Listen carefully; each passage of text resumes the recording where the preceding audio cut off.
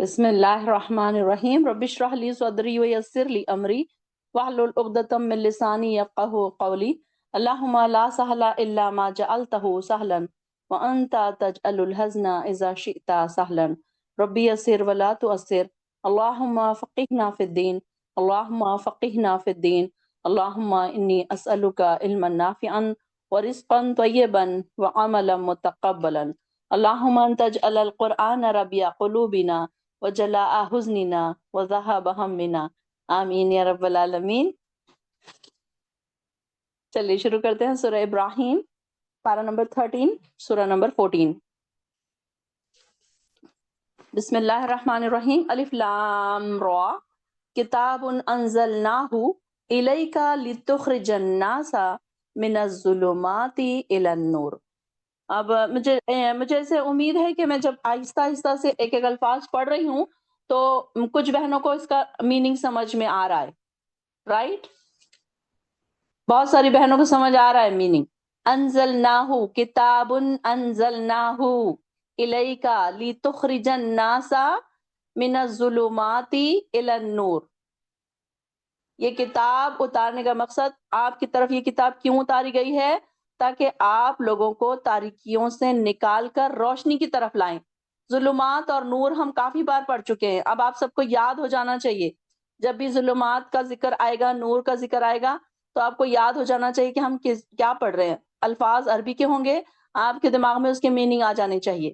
مجھے اتنی امید ہے کہ آپ لوگ اتنا سمجھ پا رہے ہیں کہ یہ کتاب ہم نے آپ پر اس لیے اتاری ہے کہ آپ لوگوں کو تاریکیوں سے نکال کر روشنی کی طرف لے کر آئیں۔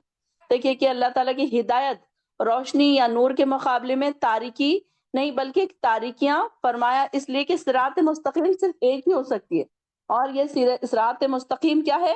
یہ نور ہے۔ یہاں پر جو نور کا ذکر کہا جا رہا ہے تو یہ کیا ہے؟ نور ہے۔ اور یہ تاریکیاں کیا ہے؟ جہالت کے اندھیرے۔ یہ جیسے کہ آپ سب پہلے بھی پڑھ چکے ہیں اس کے بارے میں کہ یہ جہالت کے اندھیرے تھے۔ پہلے کیسا تھا کہ زندہ درگور کیا جاتا تھا لڑکیوں کو، لڑائی جھگڑے خون خرابہ۔ اب اگر نبی نہ آتا تو آج تک پھر وہی سسٹم چلتا تھا، لیکن آپ دیکھیے کہ کیسے یہ ساری تاریکیاں دور ہو گئی، اندھیرے دور ہو گئے، جہالت کے اندھیرے دور ہو گئے، ہدایت کی روشنی سب کو مل گئی۔ تو یہاں پر ظلمات اندھیروں سے کیا مراد ہے؟ ہدایت کا نہ ہونا، اور نور سے کیا مراد ہے؟ ہدایت کا مل جانا، نور ہدایت مل جانا۔ تو اب دیکھیے کہ فار ایگزامپل دیکھیے کہ اگر ہمارے گھر میں لائٹ چلی جائے، حالانکہ ہمیں پتا ہے کہ کہاں دیوار ہے، کہاں الماری ہے، کہاں ٹیبل ہے، لیکن دیکھیے کہ ہم جب چلنے لگتے ہیں اندھیرے میں تو کیا کرتے ہیں؟ ادھر ادھر ٹھوکریں کھاتے ہیں، یہاں سر کو مار لگ جاتا ہے، کہیں پیر کو ٹھوکر لگ جاتی ہے۔ تو انسان کو حالانکہ پتا ہے، اس کے باوجود بھی انسان اندھیرے میں کیا ہے؟ صحیح سے چل نہیں سکتا جب تک اس کو روشنی نہ مل جائے۔ تو یہ روشنی جو ہمیں ملی ہے تو اس میں ہم کیا کر رہے ہیں؟ اچھے سے ہم دیکھ پا رہے ہیں کہ کیا حق ہے، کیا باطل ہے، کیا گناہ ہے، کیا ثواب ہے، کون سی چیزیں اللہ کی ناراضگی کی ہیں، یہ ساری چیزیں ہم دیکھ پا رہے ہیں۔ تو اسی طریقے سے یہ کتاب اتارنے کا مقصد ہمیں یہاں پتا چلا کہ کیا ہے کتاب اتارنے کا مقصد؟ تاکہ لوگوں کو ظلمات سے نکال کر نور کی طرف لے کر آئے۔ کہ یہ جو جہالت کے اندھیرے تھے، تاریکیاں تھی، یہ ساری کی ساری چھٹ گئی۔ اور اب دیکھیے کہ کیسے انسان اور ایک بات یہ دیکھیے کہ اندھیرے کی ایک خاص بات کیا ہوتی ہے؟ جب ہم اندھیروں میں ہوتے ہیں تو ہمیں یہ نہیں پتا چلتا کہ ہمارے باڈی پہ کوئی دھبا لگا ہوا ہے، کوئی داغ ہے، کوئی چیز گری ہوئی ہے۔ اگر اندھیرے میں آپ کے کپڑوں پر تیل گر جائے، آپ کو دکھے گا اس کے دھبے؟ نہیں دکھیں گے۔ جب آپ روشنی میں آئیں گے آپ کو تب پتا چلے گا کہ میرے کپڑوں پر کیا گر گیا تھا اندھیرے میں، کہ پیر کو کیا لگ گیا تھا، یہاں پر کچھ دھبے لگے تھے۔ تو یہ جب ہم اندھیروں سے روشنی کی طرف آتے ہیں نا تو ہمیں اپنے گناہ نظر آتے ہیں، اور اندھیروں میں جب ہم رہتے ہیں نا تو ہمیں اپنے گناہ کہاں نظر آتے ہیں؟ ہم سمجھتے ہیں کہ میں تو بہت نیک ہوں۔ اب آپ دیکھیے قرآن کی کلاسز جوائن کرنے سے پہلے ہم کیا سوچتے تھے؟ مجھے تو قرآن آتا ہے، مجھے تو ترجمہ بھی آتا ہے، مجھے کلاسز جوائن کرنے کی کیا ضرورت ہے؟ میں آپ کی بات نہیں کر رہی، میں اپنے خود کی بھی بات کر رہی ہوں کہ میں بھی یہی سوچتی تھی کہ جب مجھے کسی نے کہا کہ کلاسز جوائن کرو تو میں نے ان کو یہ کہا کہ مجھے آتا ہے پڑھنا، میں گھر میں پڑھ لیتی ہوں۔ لیکن یہ دیکھیے کہ جب کسی استاد سے ہم پڑھتے ہیں اور کوئی بات ہمارے دلوں میں جب اترتی ہے تو ہمارے بہت سارے میل کچیل کو دور کرتی ہے، کیونکہ ہم اب روشنی میں آ گئے نا۔ جب تک تب ہم اندھیروں میں تھے، ہمیں نہیں پتا چل رہا تھا کہ ہمارے پر کیا کیا دھبے داغ دھبے گناہوں کی گندگی ہمارے اوپر لگی ہوئی ہے، وہ ہمیں نہیں پتا چل رہی تھی۔ اب ہمیں یہ پتا چلا ہے کہ دیکھو کتنے داغ دھبے تھے، جو ہمیں مٹانے تھے۔ اب اندھیرے میں تو ہم یہی سمجھ رہے تھے نا کہ ہاں میں تو بہت صاف ستھری ہوں، میں تو پاک صاف ہوں، میں تو بہت نیک ہوں، یہی ہم سمجھ رہے تھے۔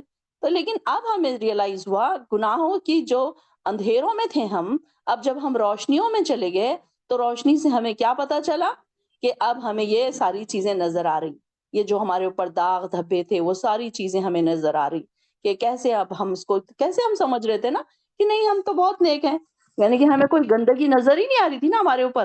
آپ دیکھیے کہ ہم کو ہر جگہ ایسے ریئلائز ہو رہا ہے کہ کتنے ہمارے اوپر گناہ ہیں، کتنے ہمارے پاس گناہوں کے ڈھیر پڑے ہوئے، ہم اس کو کیسے دھوئیں۔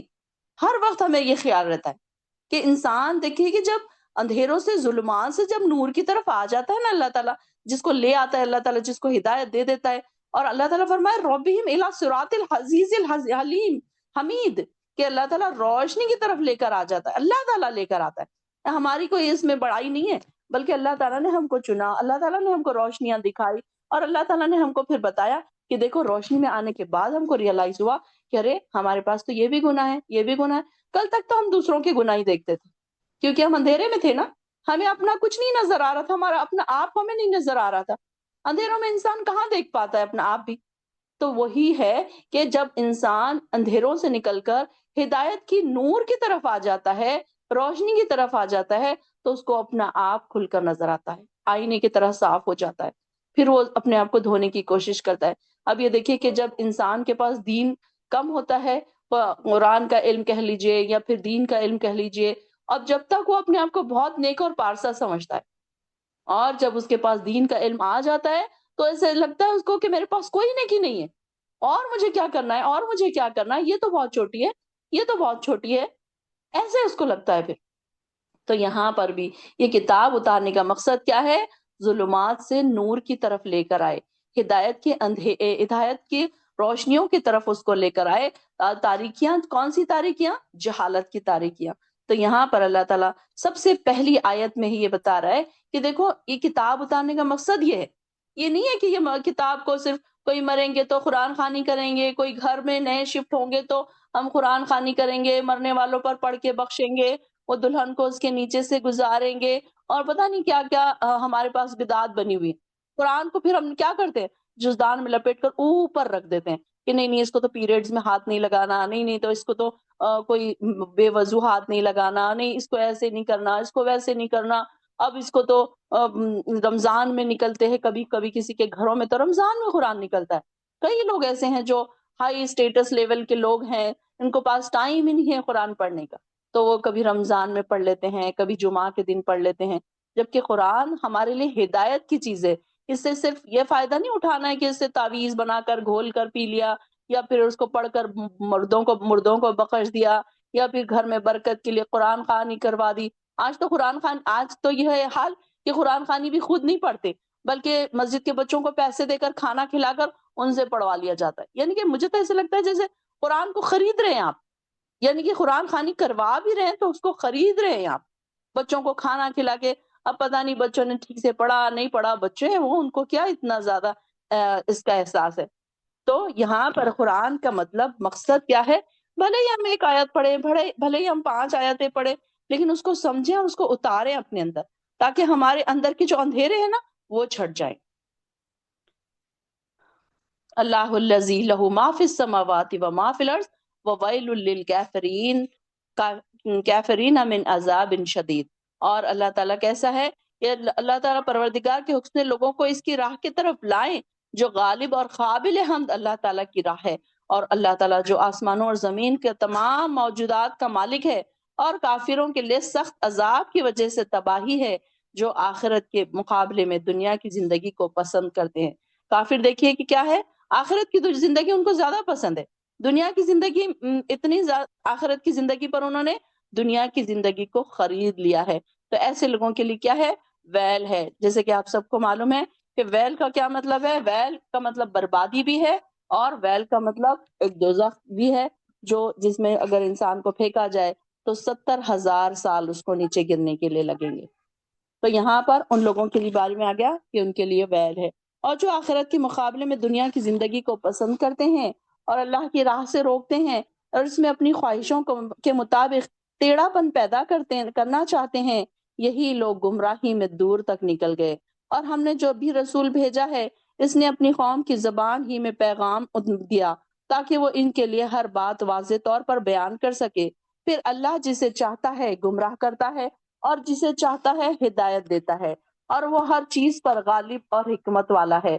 हमने मूसा को अपने मोजज़े देकर भेजा, और हुक्म दिया कि अपनी कौम को अंधेरों से निकाल कर रोशनी में लेकर आओ। ये देखिए फिर से वही बात आ गई, वलक़द अरसलना मूसा बिआयातिना अन अखरिज कौमका। देखिए कि अल्फाज पर गौर कीजिए, अन अखरिज कौमका मिनज़्ज़ुलुमाति इलन नूर। अंबिया को भी किस लिए भेजा गया? कि पैगंबरों को किस लिए भेजा गया? ताकि वो अपनी कौम को ज़ुल्मात से निकाल कर नूर की तरफ लेकर आ जाए। और इन्हें अल्लाह ताला के अय्याम अय्याम ज़क्किरहुम बिअय्यामिल्लाह, अल्लाह के अय्याम, अल्लाह की दिनों से क्या मुराद है? अज़ाब इलाही के वाक़यात। यहाँ पे बिअय्यामिल्लाह के क्या मीनिंग है? अज़ाब इलाही, जो अज़ाब अल्लाह ताला ने कई कई कौमों पर डाला था, उनको वो इबरत दिलाओ, उनको वो याद दिलाओ। इन वाक़यात में हर सब्र और शुक्र करने वालों के लिए बहुत से इबरत के निशान हैं।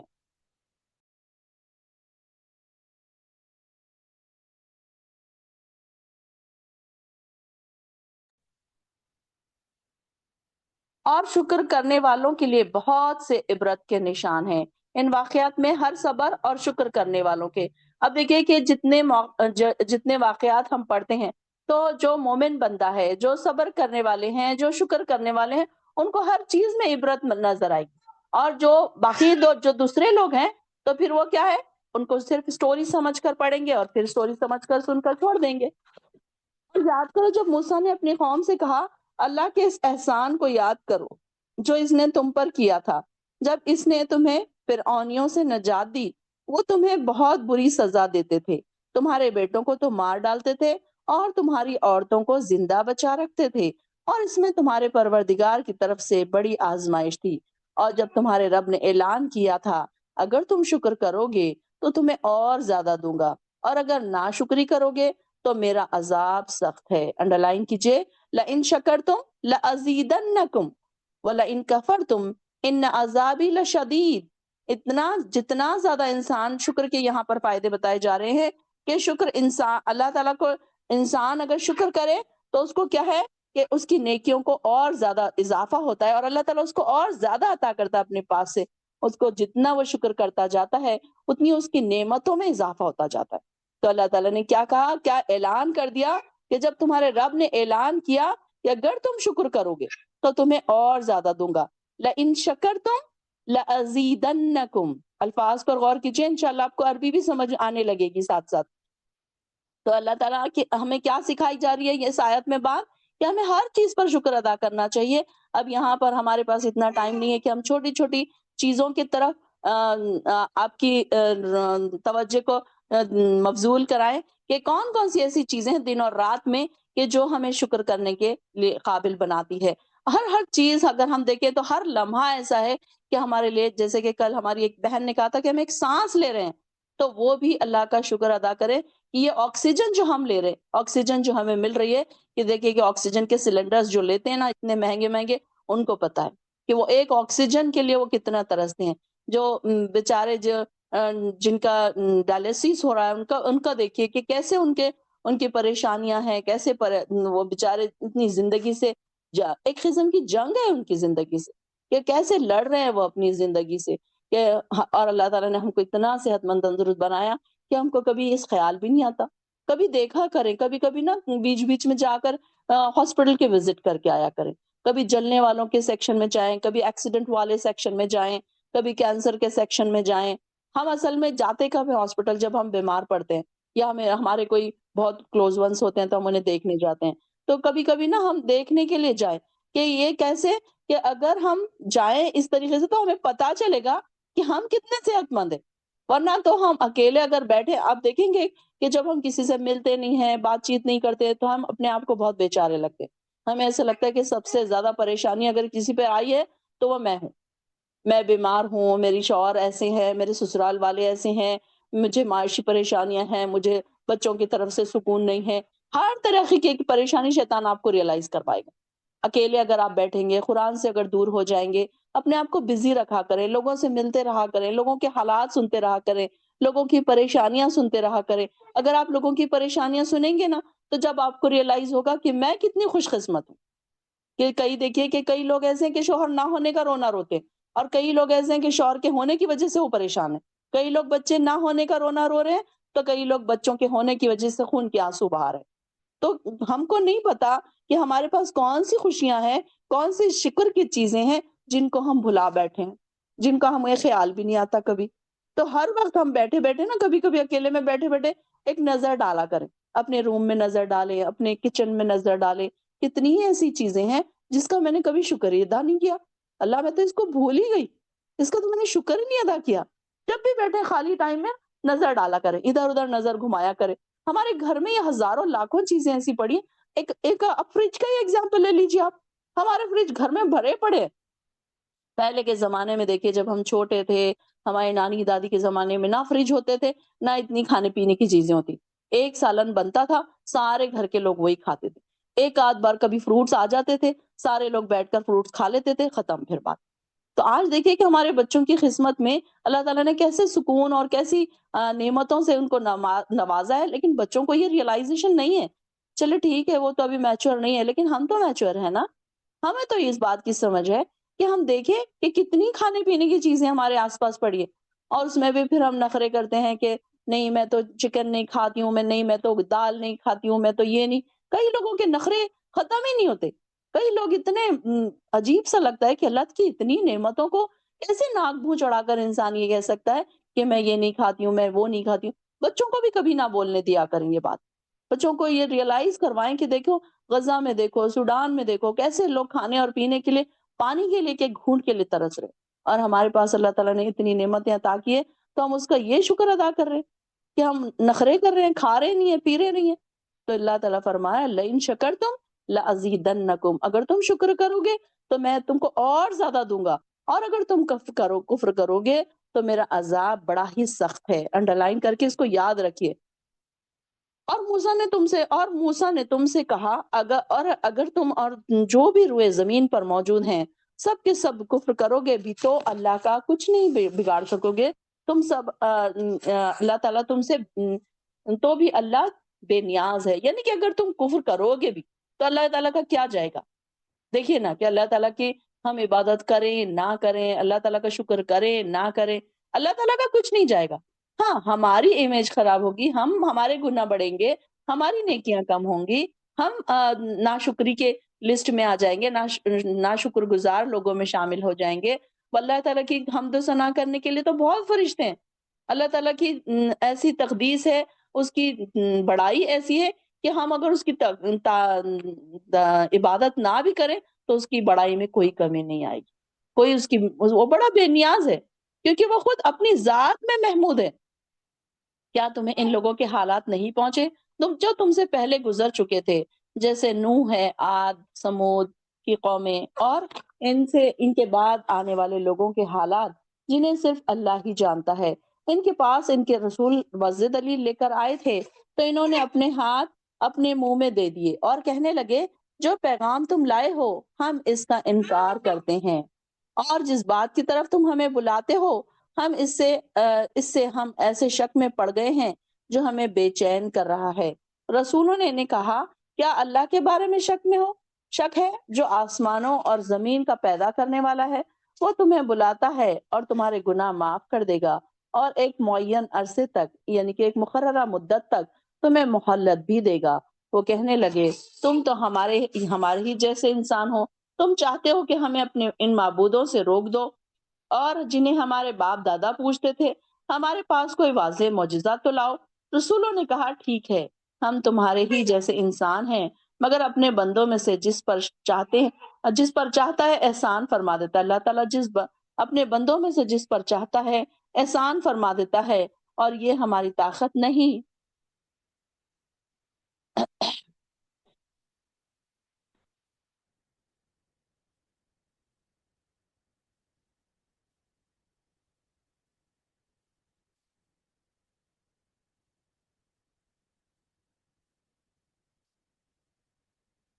احسان فرما دیتا ہے۔ سیکنڈ لنک پوسٹ ہو چکی ہے گروپ میں، پلیز جس کو چاہیں بھیج دیں آپ۔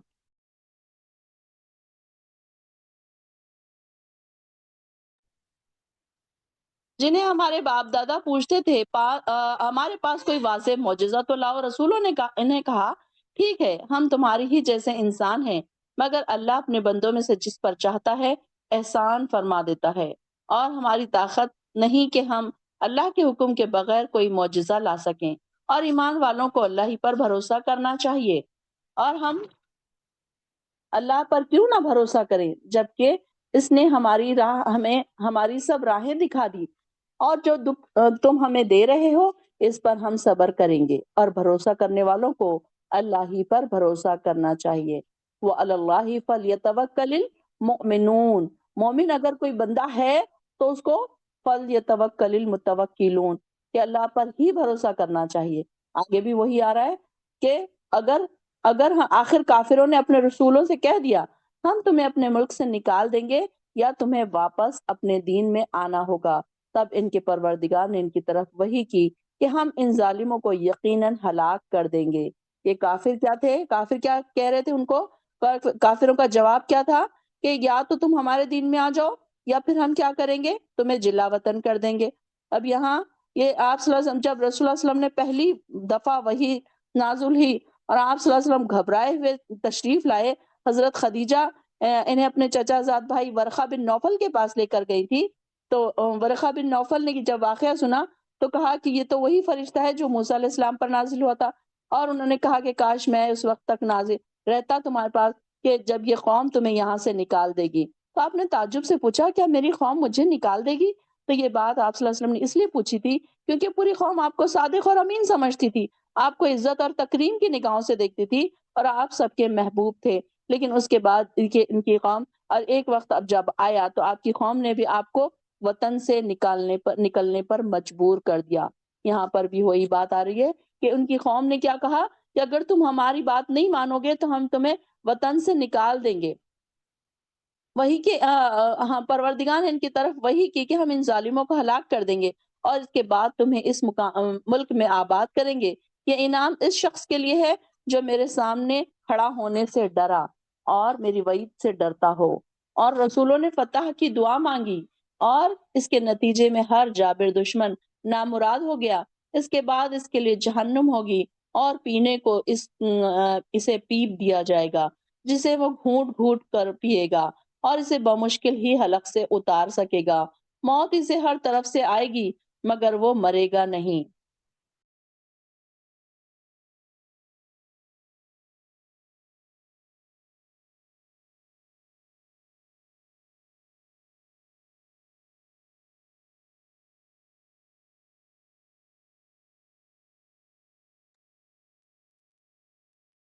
اب یہاں پر دوزخیوں کا ذکر ہو رہا ہے کہ جہنم ہوگی اور پینے کو اسے پیپ دیا جائے گا۔ اللہ اکبر۔ جہنم یسقا من ماء صدید یتجرعہ، اب یہاں پر جسے وہ گھونٹ گھونٹ کر کے پیے گا اور اسے بمشکل ہی حلق سے اتار سکے گا۔ اللہ اکبر۔ اللہم لا تجعلنا منہم۔ دیکھیے کہ کافروں کے اعمال کی وجہ سے ان کو کیا دیا جائے گا؟ پیپ۔ اب یہ دیکھیے کہ ہمارا تو یہ حال ہے کہ اگر فریج کا پانی نہ ملے تو ہم کو پانی نہیں چلتا۔ ٹھنڈے پانی کی ایسی عادت ہے کہ ٹھنڈے پانی کے علاوہ ہم دوسرا پانی نہیں پی سکتے، اور دوزخیوں کا کھانا اور پینا کیسا ہے؟ ان کو پینے کے لیے پیپ دیا جائے گا۔ اور دیکھیں نا کہ اگر کسی کو بازو میں، اگر آپ کوئی پیشنٹ کے بازو بیٹھے ہیں جس کا پیپ نکل رہا ہے، کیسی کراہت آتی ہے نا، خالی دیکھ کر کراہیت آتی۔ اب سوچئے کہ اگر کسی کو پینے کے لیے دیا جائے گا، جسٹ امیجن کہ پینے کے لیے دیا جائے گا کس کو، تو اس کا کیا حال ہوگا؟ اور اس دوزخ میں انسان اتنا پیاسا ہوگا، اتنا پیاسا ہوگا کہ وہ جو اس کو دیا جائے گا وہ پی لے گا۔ اور یہاں پر اس کے بارے میں آ رہا ہے کہ جسے وہ گھونٹ گھونٹ کر کے پیے گا اور اسے بمشکل ہی حلق سے اتار سکے گا۔ موت اسے ہر طرف سے آئے گی مگر وہ مرے گا نہیں۔ دیکھیے کہ موت کی خواہش کرے گا انسان وہاں پر، لیکن وہ وہاں پر مرے گا نہیں، بلکہ موت صرف ایک ہی بار انسان کو آئے گی اور اسے آگے اور سخت عذاب ہوگا۔ جن لوگوں نے اپنے پروردگار سے کفر کیا، ان کے اعمال کی مثال اس راکھ سی ہے جسے آندھی کے دن تیز ہوا نے اڑا دیا۔ یہ لوگ اپنے کیے کرائے میں سے کچھ بھی نہ پا سکیں گے۔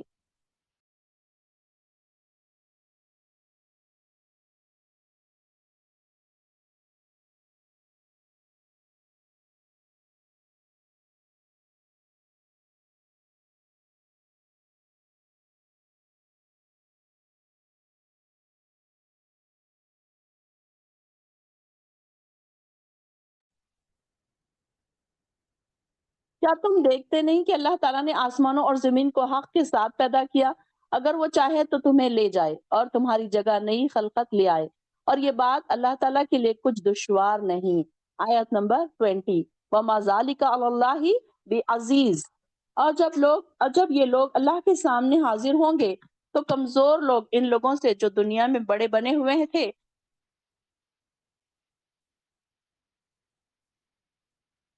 کہیں گے ہم تو تمہارے ہی پیچھے لگے ہوئے تھے، بتاؤ آج آپ اللہ کے عذاب سے بچانے کے لیے ہمارے کچھ کام آ سکتے ہو؟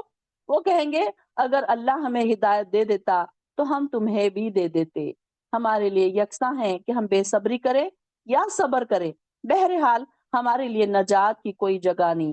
یعنی کہ قیامت کے دن اندھی تقلید کرنے والے لوگوں کا حال بتایا جائے گا کہ وہ بھی دوزخ میں ہوں گے، اور جنہوں نے ان کی تقلید کی وہ بھی ان کی، یعنی کہ دنیا میں جو لوگ آنکھیں بند کر کے دوسروں کے پیچھے چلنے کے عادی تھے، یعنی کہ اپنی کمزوری کو ایک عذر سمجھ رہے تھے وہ، کہ نہیں ہمیں دین کی کوئی سمجھ نہیں ہے، یہ بڑے عالم ہیں، یہ بڑے بزرگ ہیں، ان کی ہم تقلید کر لیں گے، یہ جیسے ہم کو کہیں گے ہم ویسے کہیں گے کریں گے۔ اس طریقے سے کچھ لوگ ہوتے ہیں ہمارے آس پاس، ہم دیکھا ہے نا آپ لوگوں نے، کہ اس طریقے سے لوگ ہوتے ہیں کہ جو ان کے مرشد کہیں گے، جو ان کے پیر کہیں گے ان کی وہ بات مانیں گے، جو ان کے کچھ بزرگوں کو، کچھ عالموں کو انہوں نے بالکل رب بنایا ہوتا ہے، تو جب اللہ کی عدالت میں حاضر ہوں گے تو وہ اپنے بڑے بزرگوں سے یا جن کی وہ پیروی کرتے تھے پوچھیں گے کہ دنیا میں تو ہم ساری عمر تمہاری اطاعت کرتے تھے، ہم تمہارے پیچھے پیچھے تھے، اب بتاؤ کہ آج مشکل گھڑی میں تم ہماری کیا مدد کر سکتے ہو؟ تو عذاب تو کوئی ہلکا نہیں ہوگا، بلکہ آج تو ہم اور تم دونوں ہی ایک جیسے مجبور ہیں۔ وہ کیا کہیں گے کہ ہم بھی وہی ہیں اور تم بھی وہی ہیں، اگر ہم سیدھی راستے پر چلتے تو تمہیں بھی چلاتے۔ آج دیکھیے کہ سوشل میڈیا ہونے کی وجہ سے ہمیں پتہ چل رہا ہے کئی ایسے لوگ ہیں جنہوں نے اپنی اپنی دکانیں کھول کر بیٹھی ہیں اور اپنے چیلے چپیلے انہوں نے اس طریقے سے بنا کر رکھے ہیں کہ وہ ان کی ہاں میں ہاں ملا دیں، چاہے وہ دین کے خلاف کوئی بات کریں، چاہے کن کن طریقوں کی آج کل عبادتیں ان لوگوں نے رائج کر لی ہے، کوئی ناچ رہا ہے، کوئی گا رہا ہے، ناچ ناچ کے ان کی عبادتیں ہو رہی ہے، اور ان کے پیر اور مرشد ان کے سامنے بیٹھے ہیں، ان کے سامنے ناچ ہو رہے ہیں، ڈانس ہو رہے ہیں، عورتیں اور مرد بیٹھے ہیں، عورتوں کو گلے لگایا جا رہا ہے، عورتیں آ کے پیر پڑ رہی ہیں، کہیں گلے لگ رہی ہیں۔ پاکستان میں تو یہ ساری چیزیں بہت عام ہیں، تو یہ ساری چیزیں آج ہمارے بہت دیکھنے کو مل رہی ہیں کہ یہ ساری چیزیں کیسے ہو رہی ہیں، کہ یہ ان کے پیچھے پیچھے لوگ جا رہے ہیں، اور پھر ان کے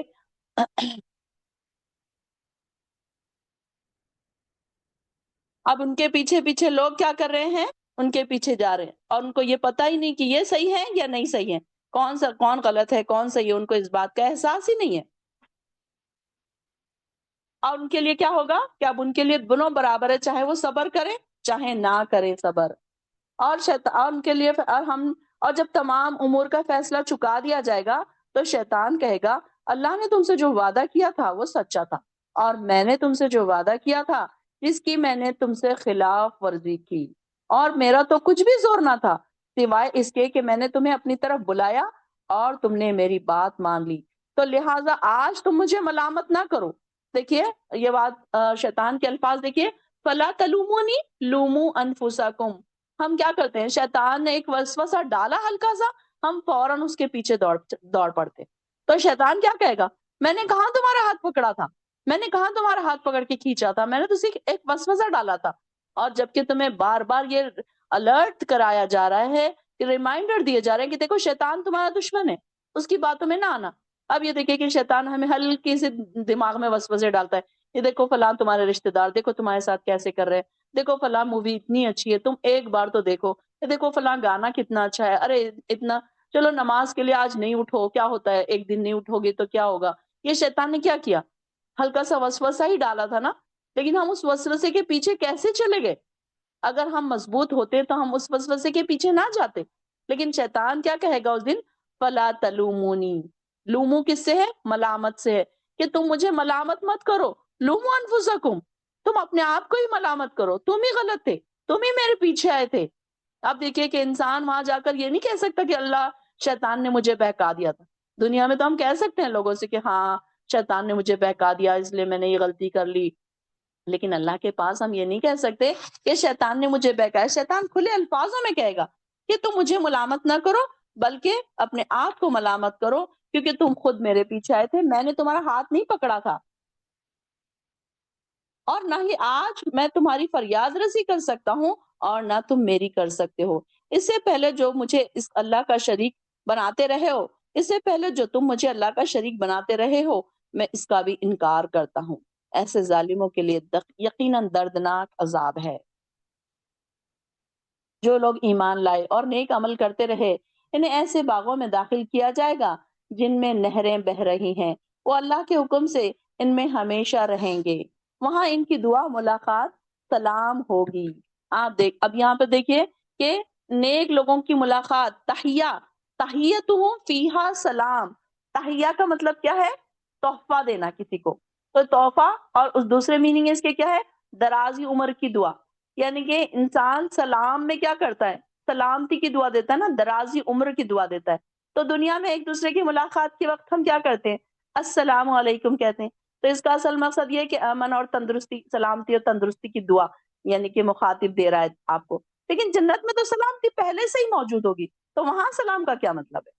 تو وہاں سلامتی کا مطلب تمہیں یہ سلامتی مبارک ہو، وہ تم کو مبارکباد دیں گے۔ تحیتم فیہا سلام، کہ وہاں پر دیکھیے ایک دوسرے کو سب مبارکباد دیں گے۔ جس امیجن کریے کہ ہم لوگ وہاں پر ہے، جنت میں ہیں، ہم سب ایک دوسرے کو سلام کر رہے ہیں، سب ایک دوسرے کو پہچان رہے ہیں۔ ناموں سے ہم انشاءاللہ پہچان لیں گے، صورت سے نہ بھی پہچانے تو ناموں سے ضرور ہم انشاءاللہ پہچان لیں گے۔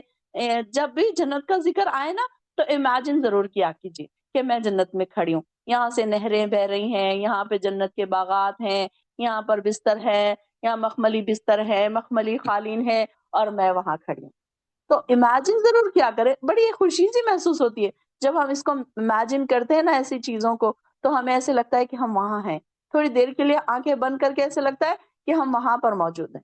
تو یہ بھی امیجن کریے کہ میں اور آپ وہاں پر سب ملیں گے، ایک دوسرے کو ہم سلام کریں گے، اور سب ایک دوسرے کو وہاں پہچان لیں گے۔ کتنا اچھا وقت ہوگا نا! جیسے آج ہم یہاں پر اکٹھا ہوئے اللہ کی رضا کے لیے، اللہ تعالیٰ ہمیں جنت میں بھی اکٹھا کر دے، اللہ تعالیٰ ہمیں جنت میں بھی ملا دے۔ ہم بیٹھیں گے، ملیں گے، ملاقاتیں کریں گے، سب ایک دوسرے سے بیٹھ کر وہاں پر کولڈ ڈرنکس پیئیں گے، اور وہاں کے مشروبات کا مزہ لیں گے، انشاءاللہ کھانے اور پینے کا مزہ لیں گے ساتھ بیٹھ کر۔ کتنا اچھا سما ہوگا نا!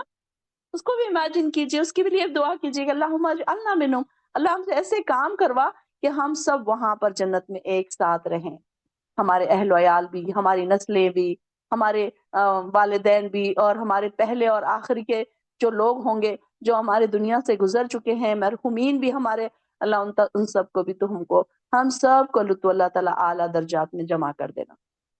آمین یا رب العالمین۔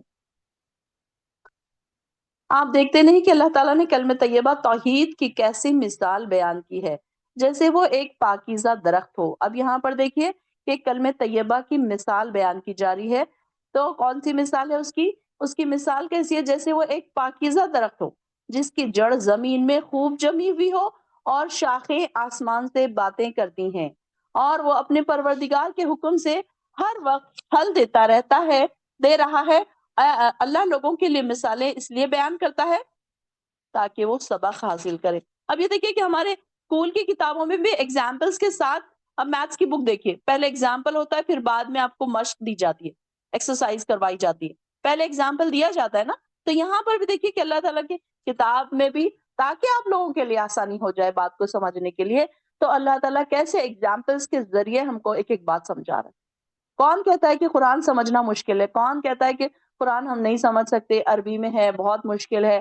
دیکھیے کتنا آسان اللہ تعالیٰ چھوٹے چھوٹے ایگزامپلس دے دے کر اللہ تعالیٰ ہمارا برین واش کر رہا ہے، کیسے ہمیں بات سمجھا رہا ہے۔ تو یہاں پر کلمہ طیبہ کی مثال بیان کی جا رہی ہے۔ کلمہ طیبہ کی لغوی معنی اصل دیکھا جائے تو کیا ہے؟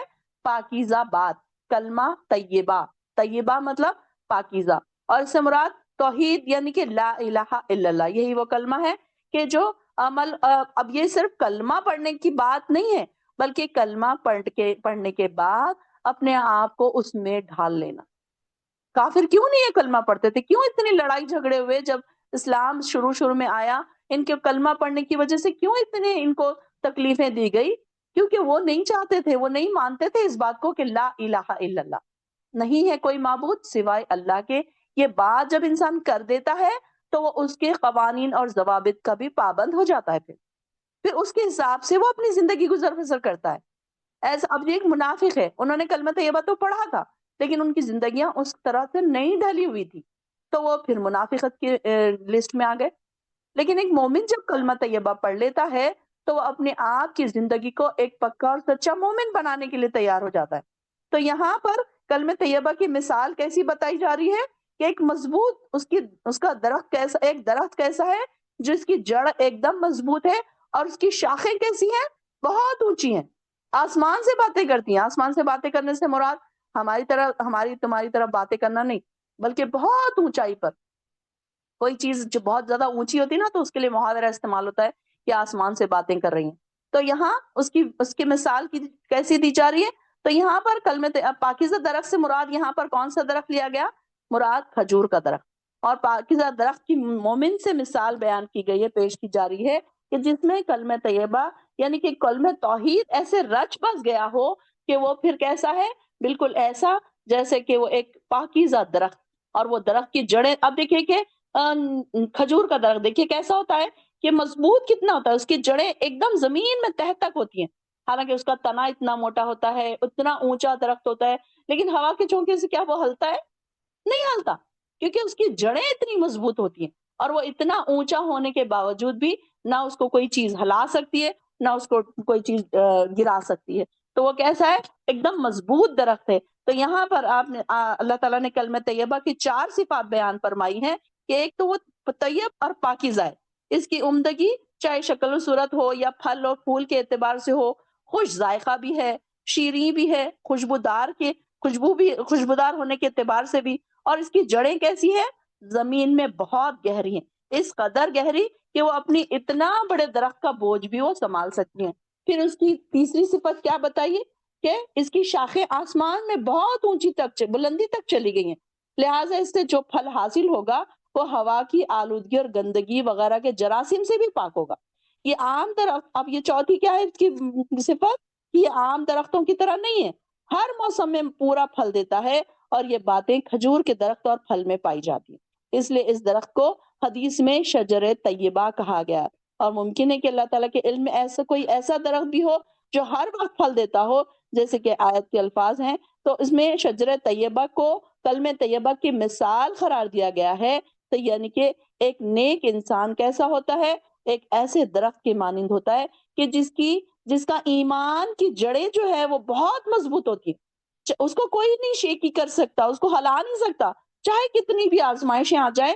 مومن کے دل میں کلمے کی جڑیں اس قدر مضبوط ہوتی ہے کہ زمانے بھر کی مشکلات، مصائب، پریشانیاں اگر اس کو آ جائیں، زلزلے آ جائیں، لیکن وہ اس کو نہیں ہلا سکتے۔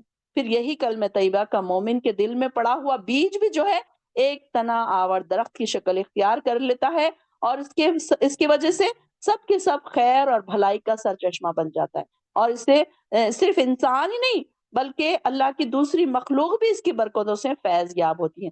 دیکھیے کہ مومن کیسا ہوتا ہے، کل بھی ہم پڑھ رہے تھے نا کہ ینفع الناس، لوگوں کو نفع دینے والا ہوتا ہے مومن۔ تو ہم بھی دیکھیے کہ ہماری وجہ سے کس کس کو فائدہ پہنچ رہا ہے، کیا ہم بھی کلمہ طیبہ کلمے کہ اس کی مثال بن سکتے ہیں؟ ہم شجرۃ الطیبہ کی مثال بن سکتے ہیں کہ کیا ہم بھی کلمہ پڑھ کے صرف کلمہ گو تو نہیں ہو گئے، صرف ہم پیدائشی مسلمان تو نہیں ہو گئے، کتنا ہم نے اپنے آپ کو سچا اور پکا مسلمان بنایا۔ تو یہاں پر ہر وقت ہم اپنے آپ کے بارے میں ہمیشہ سوچتے رہا کریں۔ تو یہاں پر کلمہ طیبہ کی مثال بیان کی جا رہی ہے کہ لوگوں کے لیے اللہ تعالیٰ مثال اس لیے بیان کرتا ہے لعلہم یتذکرون، تاکہ وہ نصیحت حاصل کریں۔ اور پھر اس کے اپوزٹ میں بات آ رہی ہے گندے کلمے کی، شرک کی مثال ایک خراب درخت کی ہے جسے سطح زمین سے ہی اکھاڑ پھینکا جائے اور اسے کوئی مضبوط کرنے والا نہ ہو۔ جو لوگ ایمان لائے انہیں اللہ تعالیٰ، اب یہاں پر دیکھیے کہ دوسرا کیا ہے کلمہ خبیثہ، یعنی کہ ناپاک کلمہ۔ ناپاک کلمے سے کیا مراد ہے؟ کفریہ بات، بیکار بات، اللہ کی ناراضگی والی بات، کفریہ باتیں کرنا، شرکیہ باتیں، یہ ساری چیزیں۔ تو اس کے لیے احادیث میں آتا ہے کہ اس کے لیے کلمہ طیبہ کی، کلمہ خبیثہ کی مثال اندرائن کے پودے سے لی جاتی ہے۔ اب ایک تو کلمہ طیبہ کی مثال کیسے لی گئی؟ کھجور کے درخت، اس کا پھل بھی کتنا خوش ذائقہ ہوتا ہے، اور وہ درخت بھی اس کا کیسا ہوتا ہے، اور اندرائن کا پودا کیسا ہوتا ہے؟ کہا جاتا ہے کہ اندرائن کا پودا ایک دم پتلا سا، باریک سا، جیسے گھاس پھوس کی طرح ہوتا ہے اور ایک دم کڑوا زہریلا ہوتا ہے. تو یہاں اس کی مثال، کفر کی مثال اور شرک کی مثال ایسی دی گئی ہے کہ وہ کیسی ہے؟ شرک اور کفر کی مثال ایسے پودے سے دی گئی ہے جس کی صفات یعنی کہ شجر طیبہ کے بالکل برعکس ہے. اس کی جڑ زمین کے اندر گہرائی تک نہیں جاتی، اوپر ہی اوپر زمین کے قریب میں رہتی ہے. ایک تیز ہوا کا جھونکا آیا تو وہ زمین اس کو اکھاڑ کر پھینک دے. یعنی کہ مثال دیکھیے کہ کیسی اللہ تعالیٰ بتا رہے ہیں کہ جھوٹ جو ہے، جھوٹ ہو چاہے شرک ہو چاہے کفر ہو، تو یہ کیسا ہے؟ اس میں اس کی مثال ایسی ہے کہ ایک چھوٹی سی ہوا کا جھونکا بھی آ گیا. اب وہ ایسا انسان ہوتا ہے کہ ایک چھوٹی سی اس کے اوپر آزمائش آ گئی، اس نے فوراً اپنا رنگ دکھا دیا. ہائے دیکھو میرے ساتھ اللہ نے ایسے کیا ویسے کیا، میں تو ایسا کیا تھا. یہ فوراً اس کی زبان سے الفاظ آ گئے، یہ شرکیہ الفاظ آ گئے، کفریہ الفاظ آ گئے. تو یہ مثال ان کی بتائی جا رہی ہے کہ ایسی مثال کیسی ہے؟ بالکل کمزور سے پودوں کی مثال بتائی جا رہی ہے کہ یہ پودا ایسا کمزور ہے کہ تھوڑی سی بھی کوئی آفت آ جائے، تھوڑی سی بھی کوئی پریشانی آ جائے، تھوڑی سی بھی کوئی آزمائش اس کے اوپر آ جائے تو وہ فوراً اس کے منہ سے کفریہ کلمہ نکلنے لگتا ہے. تو دیکھیے کہ یہ والی آیتیں، آیت نمبر 25 اور 26 اور 27 ہم نے کتنے بار ٹرانسلیشن سے پڑھی؟ اب آپ لوگ آبزرو کیجئے کتنے بار آپ لوگوں نے پڑھی ہے ٹرانسلیشن سے. تو اتنے بار ٹرانسلیشن سے پڑھنے کے بعد آپ نے کیا اس بات کو سمجھ پائے تھے آپ کی کلمہ طیبہ اور کلمہ خبیثہ کیا ہے؟ سمجھ پائے تھے آپ؟ تو یہ دیکھیے کہ کیسے اس کو ہم جب پڑھتے ہیں نا اس طریقے سے ڈیٹیل میں جا کر، جب ہمیں سمجھ میں آتا ہے کہ اچھا یہاں پر کلمہ طیبہ اور کلمہ خبیثہ کی بات بتائی جا رہی کہ یہ ساری چیزیں ہم نے کبھی نہیں سمجھی اور کبھی ہم نے سمجھنے کی کوشش کی نہیں کی.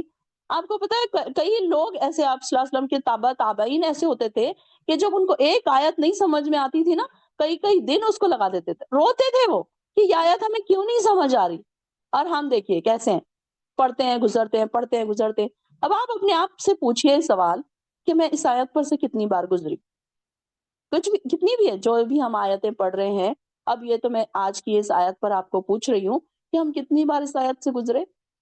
کبھی آپ نے جاننے کی کوشش کی کہ کلمہ طیبہ اور کلمہ خبیثہ کس بارے میں بات ہو رہی ہے؟ کبھی ہم نہیں کرتے. ہم ناظرہ پڑھ کر ہی ہم مطمئن ہیں. شیطان نہیں چاہتا کہ آپ ڈیپ میں جائیں، آپ اس بات کو سمجھیں، آپ کہیں پکے اور سچے مسلمان نہ بن جائیں. شیطان تو یہ چاہتا ہے نا. تو یہ آبزرو کیا کریں کہ کیا میں نے اس بات کو کبھی سمجھنے کی کوشش کی تھی؟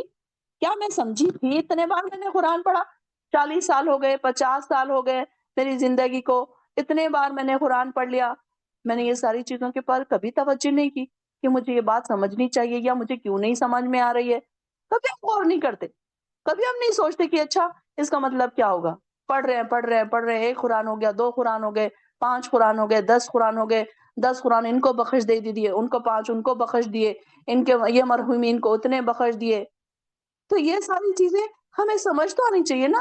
کیا پہلی آیت میں ہی بتا دیا گیا نا کہ قرآن اتارنے کا مقصد یہ ہے کہ تم کو اندھیروں سے، گمراہیوں سے، اندھیروں سے نکال کر روشنی کی طرف لے کر آئے، ہدایت کی طرف لے کر آئے.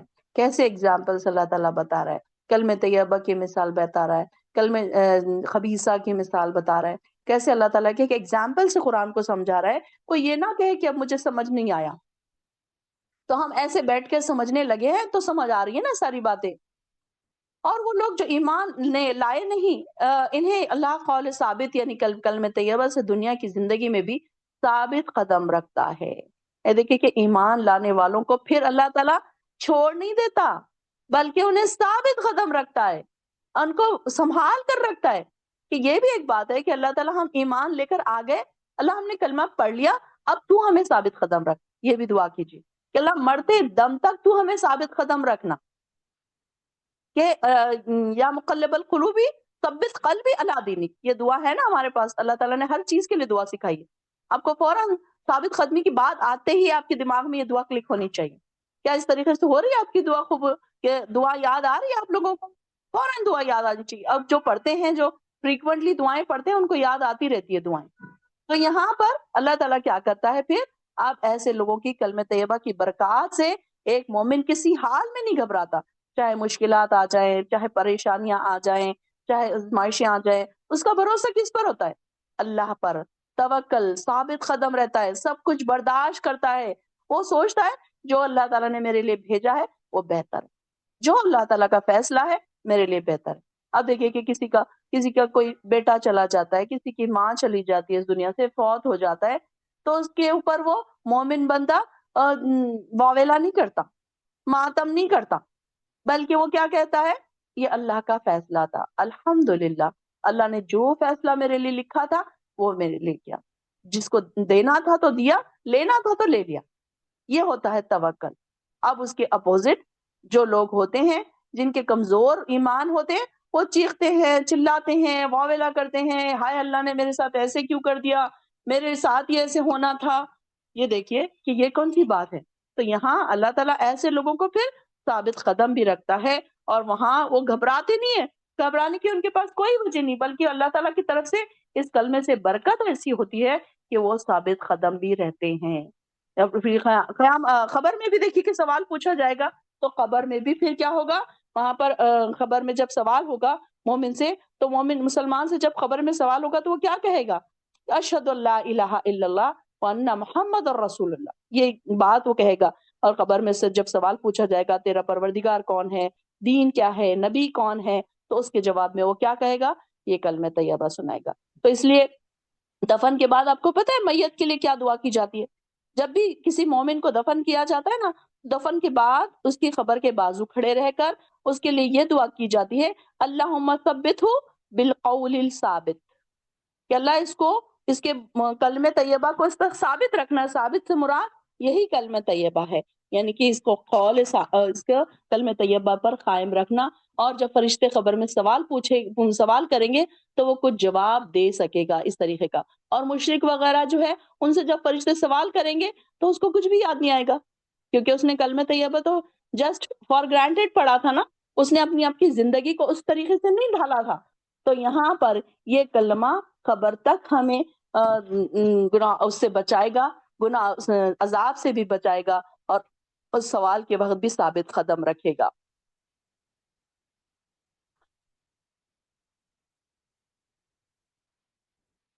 اور آخرت میں بھی ثابت قدم رکھے گا۔ اور جو ظالم ہے انہیں اللہ بھٹکا دیتا ہے، اور اللہ وہی کرتا ہے جو وہ چاہتا ہے۔ آپ نے ان لوگوں کی حالت پر غور نہیں کیا جنہوں نے اللہ کی نعمت یعنی کہ ایمان کو کفر سے بدل ڈالا، اور اپنی قوم کو ہلاکت کے گھر میں جا اتارا، جو جہنم ہے جس میں وہ داخل ہوں گے، اور وہ بہت بری قیام گاہ ہے۔ ان لوگوں نے اللہ کے کئی ہمسر بنا ڈالے تھے تاکہ اللہ لوگوں کو اللہ کی راہ سے بھٹکا دے۔ آپ ان سے کہیے مزے اڑا لو، آخر تمہیں دوزخ کی ہی طرف لوٹ کر آنا ہے۔ اے نبی میرے ان بندوں کو جو ایمان لائے ہیں کہہ دیجئے کہ وہ نماز قائم کریں۔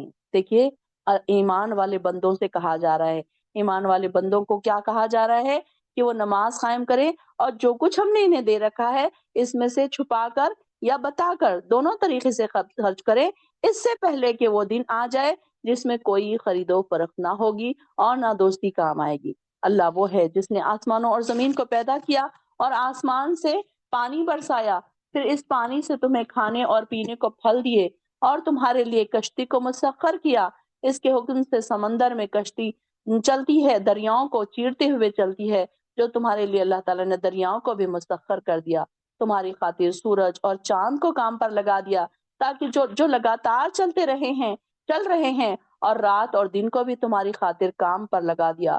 جو کچھ بھی تم نے مانگا تم نے اللہ سے مانگا، اس نے تمہیں دیا۔ اگر اللہ کی نعمتوں کو گننا چاہو تو کبھی اس کا حساب نہ رکھ سکو گے۔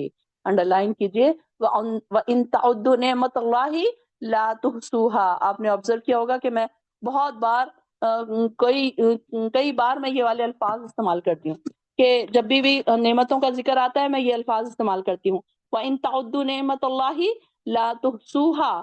اگر تم اللہ کی نعمتوں کو گننا شروع کرو تو اس کو گن نہیں سکتے۔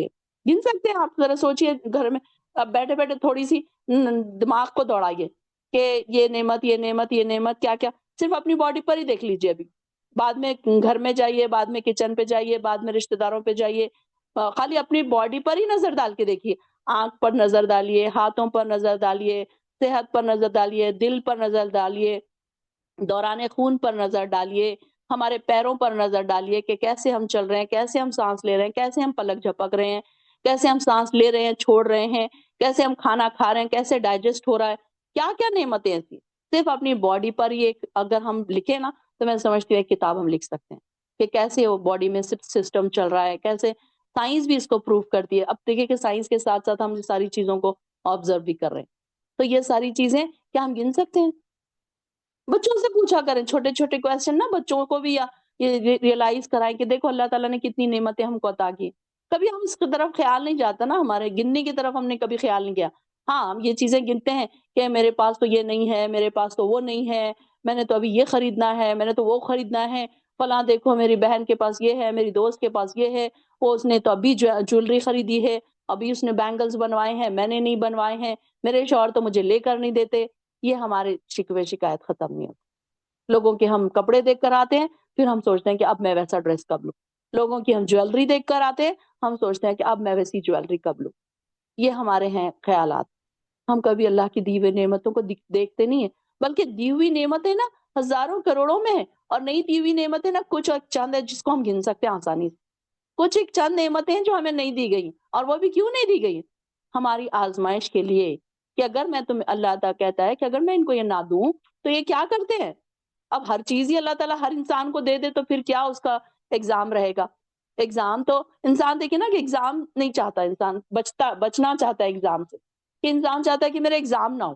ایگزام تو ہر جگہ ہونا ہے، دنیا میں بھی ایگزام ہونا ہے، گھروں میں بھی ہمارے ایگزام ہو رہے ہیں، دنیا میں بھی ایگزام ہوگا، پھر آخرت میں خبر میں سوالات، پھر وہاں پر اس کا ایگزام کا رزلٹ ہمیں ملے گا.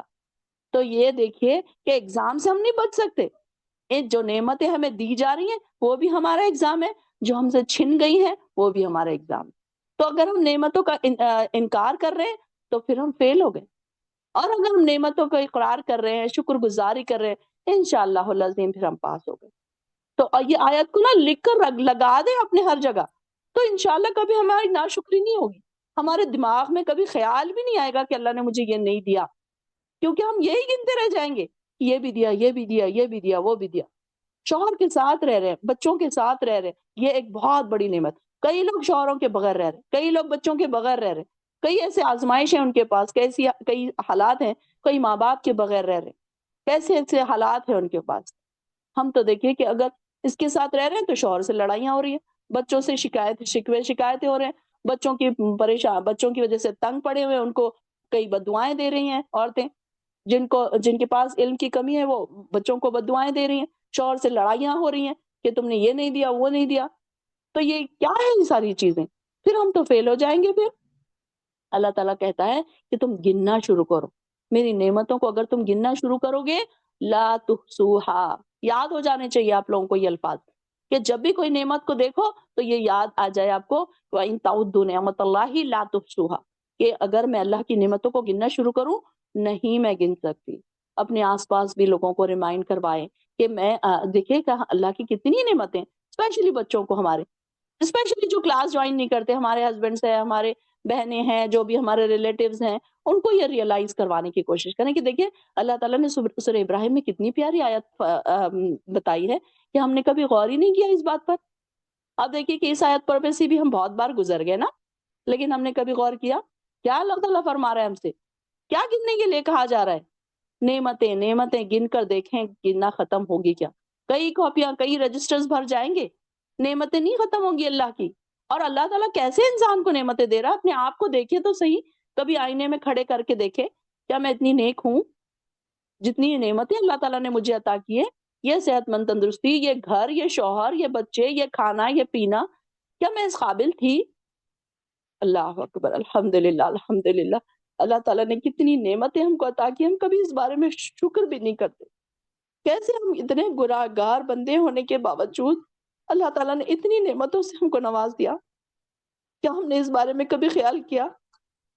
اتنے گناہوں کے ڈھیروں کے باوجود یہ دیکھیے کہ ہمارے رشتہ دار تھوڑی سی اگر ہم برائی کر دیں وہ ہم سے بات نہیں کرتے، اور اللہ تعالیٰ کتنا غفور رحیم ہے، کتنا رحم دل ہے اللہ تعالیٰ کہ اتنے گناہوں کے باوجود ہم کو اتنی نعمتوں کے ساتھ زندگی گزارنے دے رہا ہے. اتنی نعمتوں والی زندگی اللہ تعالیٰ نے ہم کو عطا کی ہے. کبھی سوچا کرے، کبھی اس کو شکر ادا کیا کرے، کبھی سجدوں میں جا کر شکر ادا کیا کرے. ہمارے شکر بالکل ہلکے پھلکے خالی ہے، ایک دم ایسے شکر ہے کہ بالکل اس کی کوئی وزن ہی نہیں ہے. اللہ تعالیٰ کے شکر گزار بندے بننا چاہیے ہم کو.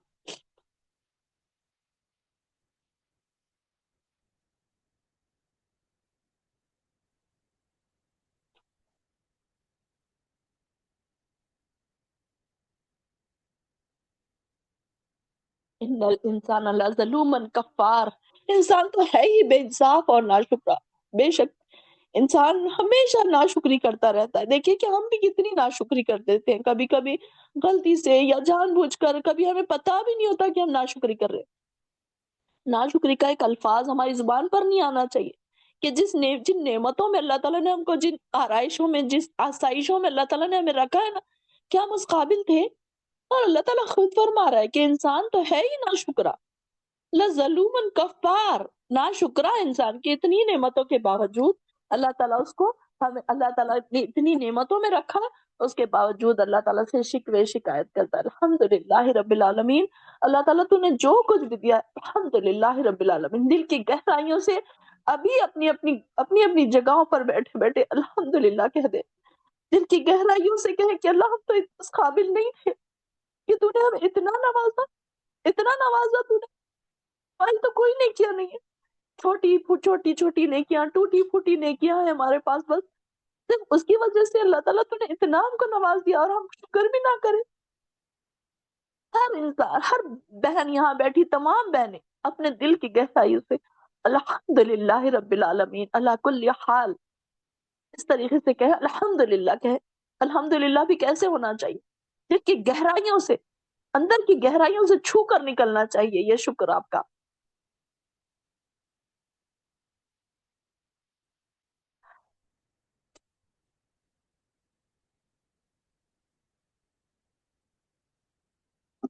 छठी और जब इब्राहिम अलैहिस्सलाम ने दुआ की कि ए मेरे रब, इस शहर को अमन की जगह बना दे और मुझे और मेरी औलाद को बुतों की पूजा करने से बचा।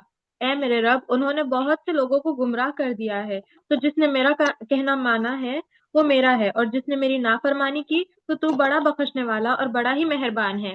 ए हमारे रब, मैंने अपनी औलाद को मैदान की जगह छोड़ा है जहाँ खेती नहीं होती, तेरे मुकद्दस घर के पास ला बसाया ताकि ये नमाज कायम करे।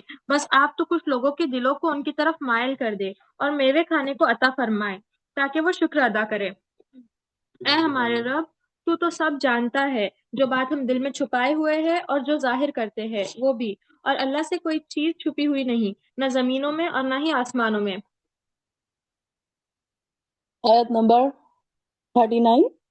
अल्हम्दुलिल्लाहिल्लज़ी वहब ली अलल किबरी इस्माईला व इसहाक़ा इन्ना रब्बी लसमीउद दुआ।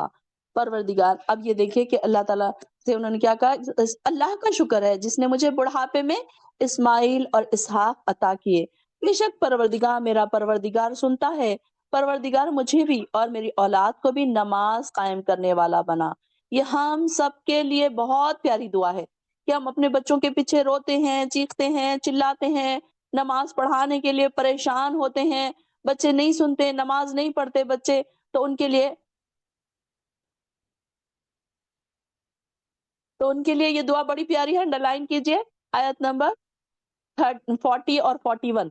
रब्बिजअलनी मुकीमस्सलाती व मिन ज़ुर्रियती। ए अल्लाह, मुझे सबसे पहले मुझे नमाज पढ़ने वाला बना। रब्बिजअलनी, मुझे पहले नमाज पढ़ने वाला बना। अब देखिए कि अगर हम नमाज पढ़ने वाले होंगे तभी हम बच्चों को पढ़ा सकेंगे ना। अगर हमें ही आदत नहीं है तो हम कहाँ बच्चों को बोलेंगे नमाज पढ़ने के लिए। जिन घरों में ऊपर से ही सारा का सारा चला आ रहा है, तो वो वहां पर नस्लों से क्या ही उम्मीद की जा सकती है। तो उसके लिए सबसे पहले हमें परफेक्ट होना पड़ेगा, हमें नमाज़ों का पाबंद होना पड़ेगा, तब कहीं जाकर हम लोगों को भी नमाज़ के लिए, बच्चों को भी नमाज़ के लिए कह सकते हैं। और ये दुआ एक हमारे टिप ऑफ द टंग होनी चाहिए कि किसी तरीके से ये दुआ बच्चों को हम एक बार बोलें, 2 बार बोलें, लेकिन ये दुआ हम अल्लाह ताला से बार-बार माँगे कि अल्लाह, मेरे बच्चों को नमाज़ पढ़ने वाला बना। रब्बना व तक़ब्बल दुआ, कि अल्लाह तू मेरी दुआ कबूल कर ले। रब्बना इग़फ़िरली व लिवालिदैया व लिलमुअमिनीना यौमा यक़ूमुल हिसाब, कि अल्लाह रब्बना इग़फ़िरली, ए अल्लाह मुझे बख्श दे। फिर उसके बाद देखिए सारे कितनी दुआ, जामे दुआ है ये, कि इसमें अल्लाह ताला ने सबसे पहले अपने लिए दुआ सिखाई, फिर वली वालिदैया, वालिदैन के लिए भी, फिर वलिल मोमिनीन, मोमिनों के लिए भी। यौम यक़ूमुल हिसाब, जिस दिन हिसाब का मामला होगा, जिस दिन हिसाब किताब कायम किया जाएगा, जिस दिन हिसाब लिया जाएगा। देखिए कि ये सारी मोमिनों के लिए, तमाम दुनिया के मोमिनों के लिए यहाँ पर दुआ है। अगर हम जितने, अब ये दुआ देखिए कि अगर हम किसी के लिए एक दुआ करते हैं ना, उसके बदले हमें एक नेकी मिलती है। اب ہم نے کتنے لوگوں کے لیے دعا کر لی؟ پہلے والدین کے لیے اور تمام مومنین کے لیے. اب دیکھیے کہ کتنے لاکھوں کروڑوں مومن آئے اب تک اور چلے گئے، اور آنے والے جو مومنین ہیں ان سب کے لیے دیکھیے کہ ہم نے سب کے لیے دعا کر دی. ان سب کے ایک ایک کے بدلے ہم کو ایک ایک نیکی مل گئی، کہ ایک دعا ہم نے کی اور اس کے بدلے ہم کو کتنی بڑی نیکیاں ملی، انکاؤنٹیبل. کتنے مومن ہیں دنیا میں ہم کو نہیں پتا، لاکھوں کروڑوں وہ لوگ مومن ہوں گے. ان کی وجہ ان کی ایک ایک ان کو جب دعا ہم ان کے لیے کر رہے ہیں تو اس کے بدلے ایک ایک ہم کو ریوارڈ مل رہا ہے، ایک ایک نیکی ہمارے حصے میں ڈالی جا رہی. انڈر لائن کیجئے آیت نمبر 40 اور 41.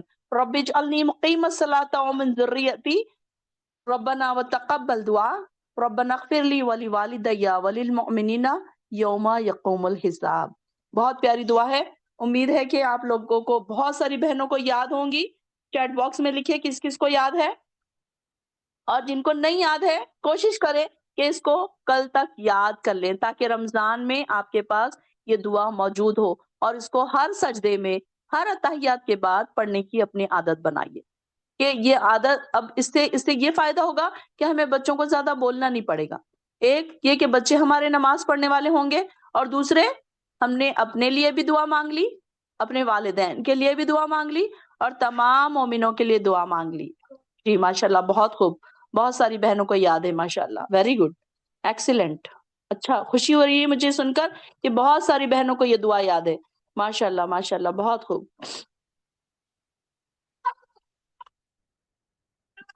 مومنوں، یہ بھی کبھی خیال نہ کرنا کہ ظالم جو کچھ کر رہے ہیں اللہ ان سے بے خبر ہے، اور وہ تو انہیں اس دن کے لیے مہلت دے رہا ہے جس دن نگاہیں پھٹی کی پھٹی رہ جائیں گی، اور وہ یوں اپنے سر اٹھائے اپنے اور سامنے نظریں جمائے دوڑے جا رہے ہوں گے.